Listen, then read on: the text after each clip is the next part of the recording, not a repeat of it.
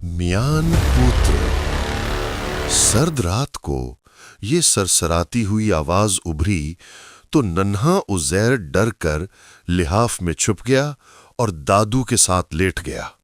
दादू ने डांट कर कहा, ऐ शैतान की बच्ची, क्यों बच्चों को डराती है? मियान पुत्रो छोरछे लगन, मियान पुत्रो छोरछे लगन। सर्द रात को ये सरसराती हुई आवाज उभरी तो नन्हा उज़ैर डर कर लिहाफ में छुप गया और दादू के साथ लेट गया। दादू ने डांट कर कहा, ऐ शैतान की बच्ची, क्यों बच्चों को डराती है? कश्मीर में सरमा की छुट्टियां हो चुकी थीं। घर के सब लोग दूसरे शहर एक शादी पर गए थे और बच्चों को अपनी दादी के पास छोड़ गए थे, जिन्हें सब दादू कहते थे। छोटे बच्चे दादू के कमरे में मोटी दरियों पर गद्दे बिछाकर लिहाफों में लेटे हुए थे, जबकि लड़के अपने चचा सादिक के पास बैठक में सो रहे थे। नखत ने अपनी दादी से पूछा, दादू, ये मियान पुत्रों का किस्सा है क्या? दादू ने बताना शुरू किया, मियान पुत्रों की कहानी बड़ी पुरानी है। मैंने अपनी परदादी और उन्होंने अपनी दादी से ये सुनी थी। आजकल बहुत अरसे बाद फिर कश्मीर में ये बात उड़ी है कि खबीस रूह मियान पुत्रो रात को सुनसान गलियों में चक्कर लगाती है और जोर जोर से पुकारती है, मियान पुत्रो छोरछे लगन, मियान पुत्रो छोरछे लगन। कश्मीरी जबान में मियान का मतलब है मेरे और पुत्रों के मानी है बच्चों। इसी तरह छोरछे का मतलब है सर्दी और लगन के मानी है लगती है। तो मियान पुत्रो छोरछे लगन का मफहूम हुआ, मेरे बच्चों, मुझे सर्दी लगती है। उज़ैर लिहाफ से जरा और ऊपर होकर बोला, चुड़ैल को भी सर्दी लगती है, वो तो हवाई चीज होती है। दादू मुन्ने की इस नुक्तादानी पर हंस दी, मगर अपनी बात जारी रखी। सब कहते हैं कि रात को मियान पुत्रो चुड़ैल कश्मीर में घूमती है। लोग इससे डरते थे। वो कभी एक गली में आवाज देती तो सुबह ये वाकया 50 महल्लों में गूंज जाता था। जो लोग कश्मीर से बाहर चले गए वो अपने साथ ये कहानी भी ले गए। वक्त गुजरता रहा, नस्लें कश्मीर में पैदा होकर ख़त्म होती रहीं और मियान पुत्रो आहिस्ता आहिस्ता कश्मीर की तारीख का एक हिस्सा बन गई। आदिल 10वीं जमात में पढ़ता था। वो भी दादी के कमरे में आ गया था। उसने ये बात सुनी तो सवाल किया, दादो, वाकयात दो तरह के होते हैं, एक तो आंखों देखे और दूसरे सुने सुनाए। इस मियान पुत्रों को किसी ने कभी देखा भी है या सीना बसीना रिवायत ही चल रही है? दादू ने पहलू बदलकर अपनी कमर के पीछे एक गाँव तकिया रखते हुए कहा, देखने के भी वाकयात हुए हैं। अल्लाह बख्शे तुम्हारे दादा को हमारी शादी के चंद दिन बाद आधी रात को उनकी घोड़ी बिलबिलाने और रस्सा तड़वाने लगी। हमारी आंख खुल गई। तुम्हारे दादा देर तक घोड़ी को पुचकारते रहे, तब वो पुरसुकून हुई। उन्होंने बताया कि घोड़ी किसी बदरूह से डरी थी। मियान पुत्रो गली में से चीखते हुए गुजर चुकी थी। लोगों ने छुप के देखा था। आदिल ने कहा, मगर ये तो सुनी सुनाई में आ गया, दादा ने देखा तो नहीं था। उनके जवाब देने से पहले आलिया ने एक और सवाल उठाया, दादो, ये मियान पुत्रो सिर्फ सर्दियों में ही क्यों धावा बोलती है? उन्होंने कहा, असल शय है सन्नाटा। वो लोगों को सन्नाटे में डराती है। सर्दियों में रात को सन्नाटा बहुत होता है। लोग दो दो कंबल जोड़कर उनमें दुबके होते हैं।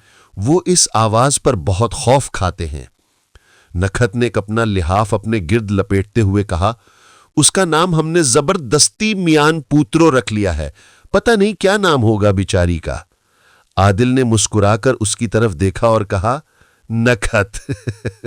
सब हंस दिए तो आदिल ने इजाफा किया, आदिल अभी अपने बाल खुले छोड़ दे तो आप सब भी पुकार उठेंगे, मियान पुत्रों।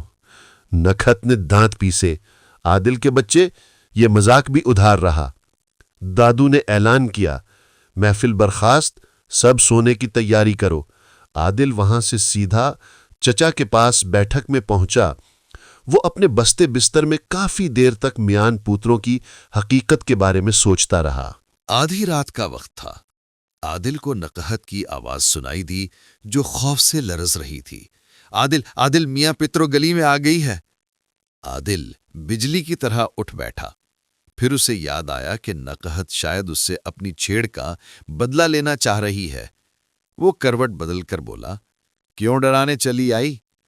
نقہت نے اپنی بات پر زور دے کر کہا، سچ عادل۔ اس وقت گلی میں سے ایک لرز تھی مگر واضح آواز ابھری، میاں پترو چھوڑ چھے لگن، میاں پترو چھوڑ چھے لگن۔ عادل کی نیند اڑ گئی۔ وہ اپنی رضائی دور پھینک کر اس کھڑکی کی طرف لپکا جہاں سے ساری گلی نظر آتی تھی، کیونکہ گلی ٹیڑھی کی۔ نقہت نے جب اسے کھڑکی کھولتے دیکھا تو وہ خوف سے دوہری ہو گئی۔ وہ گھٹی گھٹی چیخیں نکالتی وہاں سے دادوں کے کمرے میں چلی گئی۔ عادل نے ایک جھٹکے سے کھڑکی کھول دی اور شدید سرد ہوا کا ایک جھونکا اندر آ گیا۔ گلی میں سناٹا تھا، کہیں اندھیرا تھا اور کہیں برقی روشنی ٹمٹما رہی تھی۔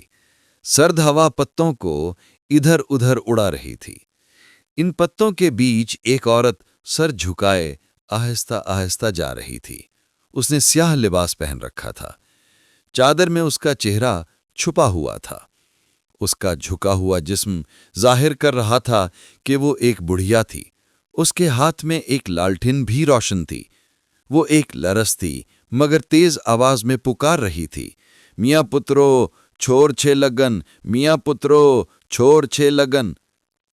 پہلے تو عادل کے ذہن میں آیا کہ وہ بھی اسے جواب میں آواز دے، پھر اس نے اپنا ارادہ ترک کر دیا۔ اس نے اپنے چچا کو جھنجھوڑ کر انہیں صورتحال سے آگاہ کیا۔ انہوں نے بھی گلی میں جاتی اس بڑھیا کا جائزہ لیا جو اب ان کے گھر سے آگے جا چکی تھی۔ چچا جی، اس کی حقیقت معلوم کرنی ہے اور کہاں جاتی ہے؟ میں بھی یہی چاہتا ہوں، چچا اپنا اوور کوٹ پہنتے ہوئے بولے۔ ہمارے پاس تیاری کے لیے زیادہ وقت نہیں۔ جلد ہی وہ دونوں گھر سے باہر نکل گئے۔ عادل کے ہاتھ میں کلہاڑی تھی اور چچا نے بھری ہوئی بندوق اٹھا رکھی تھی۔ وہ بڑھیا اب گلی کے کونے سے دوسری طرف مڑ رہی تھی۔ وہ دونوں احتیاط سے تیز تیز چلتے ہوئے اس کے قریب پہنچے تاکہ وہ نظروں سے اوجھل نہ ہو جائے۔ ہر طرف ہو کا عالم تھا۔ ایک کتا دور کہیں بھونک رہا تھا۔ پھر بڑھیا کی دکھی صدا سنائی دی، میاں پترو چھوڑ چھے لگن، میاں پترو چھوڑ چھے لگن۔ اس پر شدید سرد ہوا سے اڑتے پتے ماحول کو یوں پراسرار بنا رہے تھے۔ وہ بڑھیا تیسری گلی میں پہنچ چکی تھی مگر کوئی باہر نہیں نکلا تھا۔ اس وقت لوگ سو رہے تھے اور باقی ڈرے ہوئے تھے۔ گلی کے آخر پر بڑھیا نے جنگل کی راہ لی۔ وہ پگ ڈنڈی پر سے اپنے اس مکان تک جا پہنچی جو ذرا اونچی جگہ پر بنا ہوا تھا۔ پھر وہ اس مکان میں غائب ہو گئی۔ وہ دونوں اس مکان تک جا پہنچے۔ چچا نے اپنے کوٹ میں سے ٹارچ نکال کر گرد و پیش کا جائزہ لیا۔ مکان کے گرد میدان میں کٹے ہوئے درخت پڑے تھے۔ چچا کے اشارے پر عادل نے آگے بڑھ کر مرکزی دروازے پر دستک دی۔ کون ہے؟ وہ بڑھیا بولی۔ ہم آپ کی مدد کرنے آئے ہیں اماں سکینہ، دروازہ کھولیں۔ چچا نے کہا تو عادل حیران ہو کر انہیں دیکھا۔ چچا اس بڑھیا سے واقف تھے۔ پھر دروازہ کھلا۔ اماں سکینہ کے ہاتھ میں لالٹین تھی۔ وہ بولی، اندر آ جاؤ۔ اندر جاتے ہی چچا بولے، آپ کا بیٹا سرفراز کہاں ہے؟ چچا سرفراز کے دوست تھے جو اچانک غائب ہو گیا تھا۔ جواب ملا، وہ جیل میں ہے۔ عادل ایک بار پھر حیران ہوا تو چچا نے اسے بتایا کہ وہ انہیں اچھی طرح جانتے ہیں۔ اماں نے ان دونوں کو ایک چھوٹے کمرے میں اپنے سامنے ایک چوکی پر بٹھایا۔ اماں نے چچا سے کہا، بیٹے تم تو جانتے ہی ہو کہ ہم اس علاقے میں 10 سال پہلے کاروبار کرنے آئے تھے۔ سوکھے درختوں سے بھرا زمین کا یہ قطعہ ہم نے اپنی 3 نسلوں کی کل پونجی جمع کر کے چودھری بہاول سے خریدا تھا۔ چودھری بہاول لکڑی کا بہت بڑا تاجر ہے، لیکن حقیقت میں وہ ایک طرح کا سمگلر ہے۔ وہ پہلے ہم سے لکڑی خریدتا رہا، پھر اس نے محسوس کیا کہ قطع بیچ کر اس نے غلطی کی ہے تو وہ یہ جگہ واپس مانگنے لگا۔ اس کے بے حد اصرار پر بھی ہم نے اسے یہ جگہ دینے سے انکار کیا۔ آخر اس نے پچھلے ماہ زبردستی میدان اور ہماری لکڑی پر قبضہ کر لیا، سرفراز کو جھوٹے مقدمے میں جیل بھیجا اور میں کچھ نہ کر سکی۔ عادل نے کہا، کیوں؟ آپ کے پاس اس جگہ کی خرید کے کاغذات تو ہوں گے؟ بدقسمتی سے کاغذات مجھے نہیں مل رہے۔ چودھری بہاول بہت ہی امیر، بارسوخ اور طاقتور شخص ہے۔ پالتو کتے اور خونخوار مسلح محافظ اس وقت بھی اس کے بنگلے کے گرد پہرا دیتے ہیں۔ میں اس کا کچھ نہ بگاڑ سکی۔ وہ لوگوں کو خرید کر اپنے خلاف ثبوت مٹا دیتا ہے۔ میں میاں پتروں کے بارے میں اتنا ہی جانتی ہوں جتنا تمہیں معلوم ہے۔ مجھے آج رات سردی بہت لگ رہی تھی۔ میں نے پہلی بار گلیوں کا چکر لگایا کہ لوگ شاید جمع ہو جائیں اور میں انہیں اپنی کہانی سنا سکوں اور کوئی حل نکل سکے۔ چچا نے کہا، ہم آپ کی مدد کریں گے، اور چودھری بہاول گھٹنے ٹیکے گا انشاءاللہ۔ چچا صحافی تھے۔ ٹی وی چینلز، ریڈیو، اخبار اور رسائل کے نمائندے تازہ سے تازہ تر خبر کے لیے امڈ آتے تھے۔ ہمارے خاندان کا ہر فرد اپنے جاننے والوں اور ان کے بھی جاننے والوں کو ساتھ لے آیا تھا۔ بہاول کے مخالفین کو بھی جمع کر لیا گیا تھا۔ ہجوم دیکھ کر کچھ لوگ اور بھی شامل ہو گئے تھے۔ آواز بلند کرنے کی ہر ممکن کوشش کی گئی تو بات بھی بہت اوپر تک چلی گئی۔ سرفراز جیل سے رہا ہوا، یوں کئی مظلوم افراد کو بہاول کے ظلم کے خلاف مقدمات درج کرانے کا موقع مل گیا۔ چودھری بہاول ڈر کر راتوں رات کشمیر کے برف پوش پہاڑ پھلانگ کر ملک سے ہی بھاگ نکلا، جسے بین الاقوامی پولیس کے ذریعے گرفتار کر لیا گیا۔